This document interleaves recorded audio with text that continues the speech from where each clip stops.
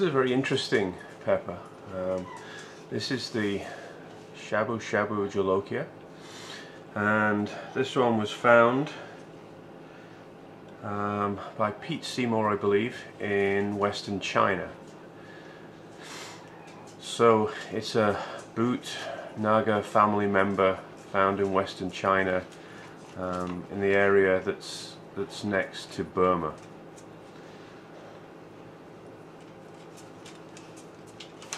It's a really spiky, gnarly looking thing.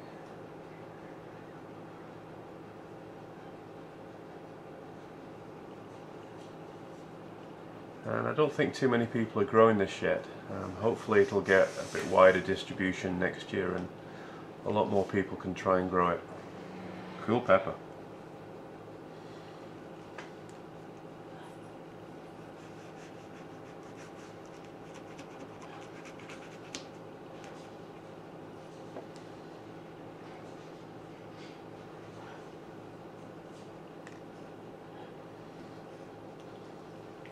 It's a very, very perfumey, Bhut-like smell.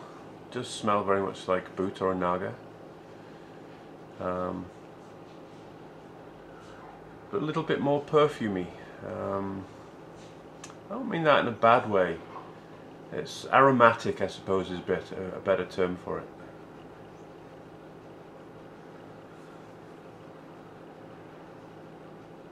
I don't see too many pockets of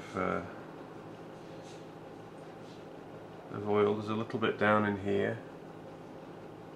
Get that to show.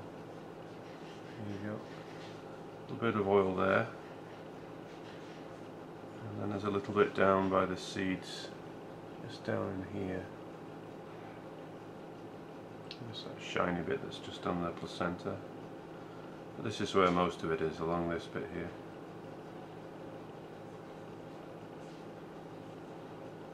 Shiny, little shiny dots, little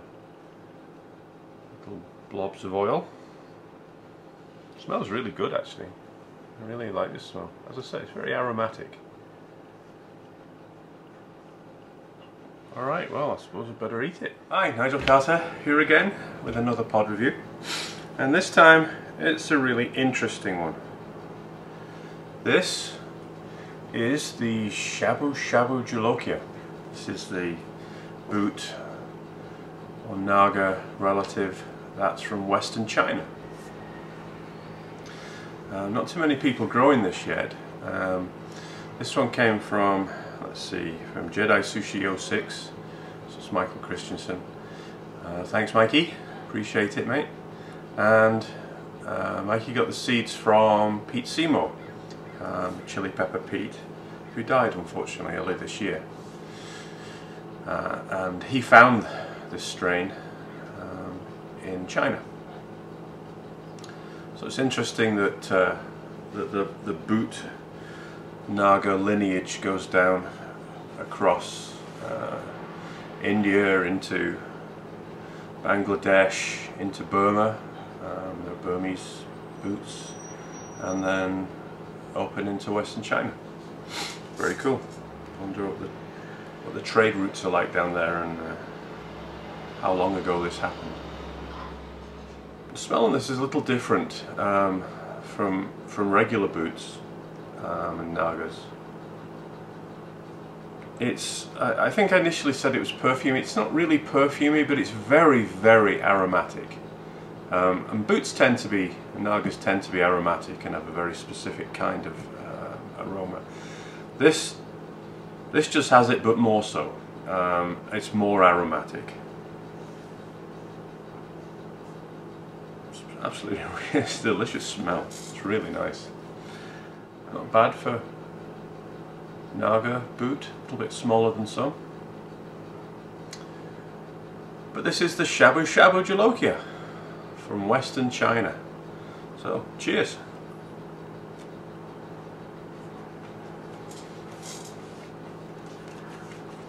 It's sweet and it's immediately fiercely hot. Oh, God. Very sweet though.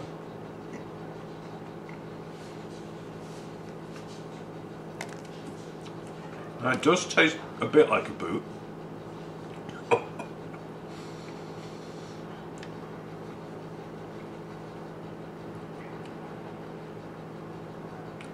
Tastes less like a boot than it smelled.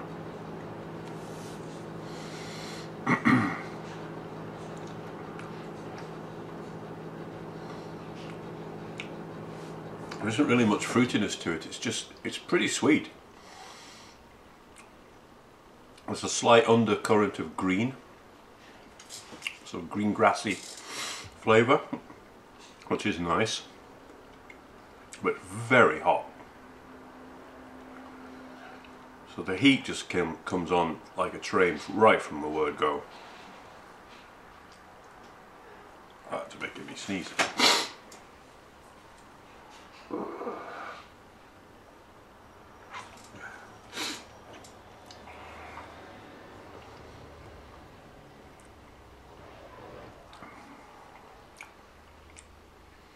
That was a very interesting flavour. It's very hard to pin down what the flavour is. There's a little bit of boot flavour in there, but it's more sweet than anything. That little bit of undercurrent of green. And the heat was apparent right away. As soon as you bite into it, it's really hot. And it's getting a little bit hotter, but not much, or it's doing it slowly anyway. It's all tongue burn right now. There's a little bit in the back of my throat, but nothing special. Certainly drooling a lot.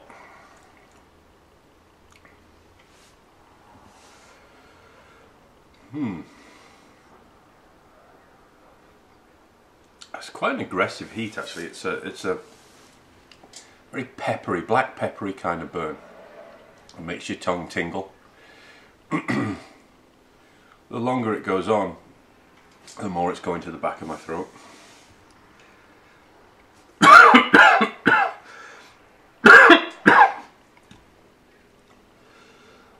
And it's just hot enough to take away the flavour. I can't taste anything at the moment, because my tongue's getting fried.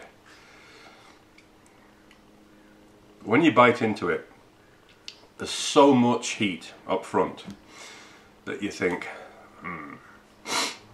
maybe this one's going to be an absolute nightmare.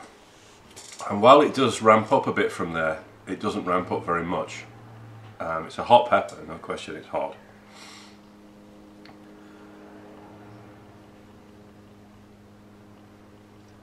But it's not much hotter now. It's just about peaking now.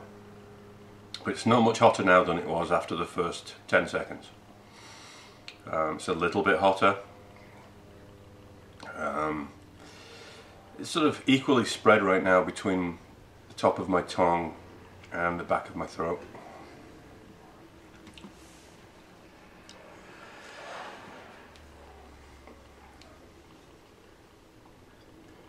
The flavour on it is very interesting, with it being, it's the sweetest boot or Naga that I've eaten. And it's sweet with a little bit of Naga boot kind of flavour. But there's not much else to it, which means it's a very clean flavour. There's no sort of nasty side notes to it. There's no cloyingness to the flavours that you can sometimes get in boots. Yeah, now it's sort of going to the back of my throat more. And it's making me cry a lot. So I'm not sweating, but I'm crying, and it's making my nose run too. Definitely going down now. Short and sweet, literally. That's a really nice one. I shall definitely be growing those next year. That particular pod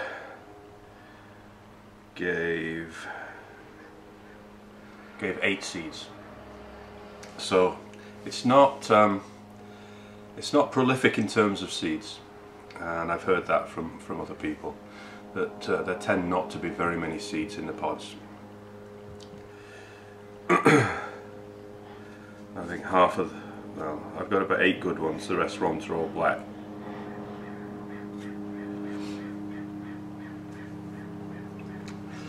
But 8's enough to get a plant, so I'll have that. As this goes down, it leaves behind, I wouldn't say it leaves behind any pain, well, I mean a little, but not so much. But the burn is a very, very deep burn. On my tongue and the back of my throat there's a very deep burn, so it feels a little different than most as it's going down, as the temperature, or rather as the effects are going down. Excuse me. And I've still got no flavour.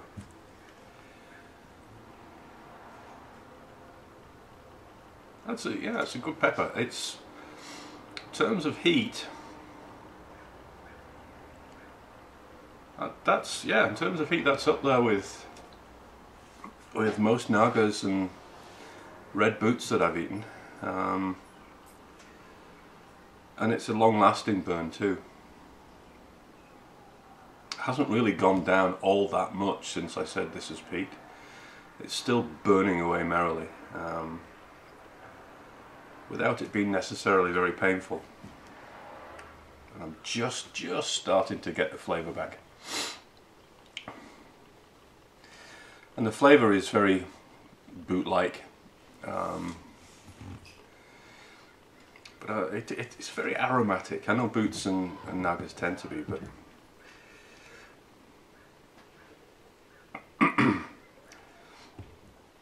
exotic, if you will.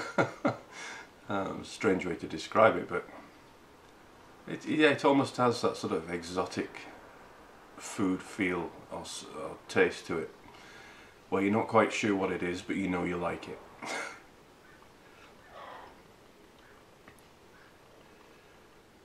Wow, that's a great pepper. Yeah, thanks very much, Mikey. Thanks a lot for sending that, mate. I feel very very honoured to be able to try one of those, and as I say, I hope it gets grown a little bit more next year. I guess that's it. That's the Shabu Shabu Jolokia from Western China. I highly recommend that you get hold of some seeds for that one. I know it's not easy, but try and find some seeds and grow that one, and I promise you, you won't be disappointed. It's quite, as I say, it's quite exotic tasting. So this is Nigel Carter saying thanks very much for watching, and I'll be back soon with more reviews.